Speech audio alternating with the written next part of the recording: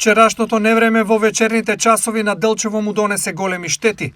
Најмногу страдаа кровни конструкции, објекти од лесна градба и столбови за струја. Делчево беше погодено од страшно невреме, последено со силен ветер и со огромни врнежи на дожд, пошто беше констатирана наструање на лоша ситуација која што не даваше добра слика и на градот и кај домовите на граѓаните во општина Делчево, пошто нашите екипи веднаш излегоа на терен и започнаа со интервенции на лице место.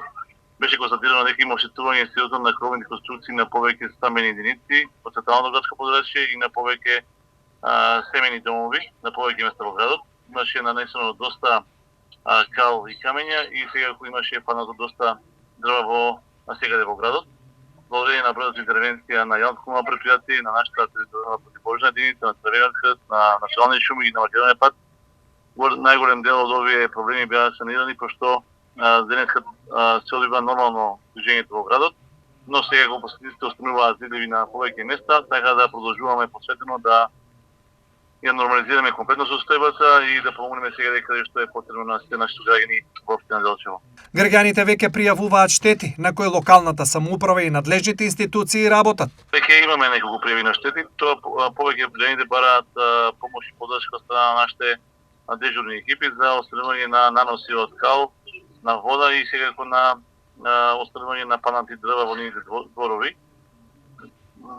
Идеме редоследно по самите пријави и мислам нека до крајот на денот ќе успееме сега да санираме и да може да граѓаните потоа да си пристапат кон реконструкција и санација на нивните настанали штети. Силното невреме предизвика и прекини во снабдувањето со електрична енергија. Па да, имаше паднато доста столбови за електрична енергија, пошто еден дел од градот немаше текот на ноќта струја.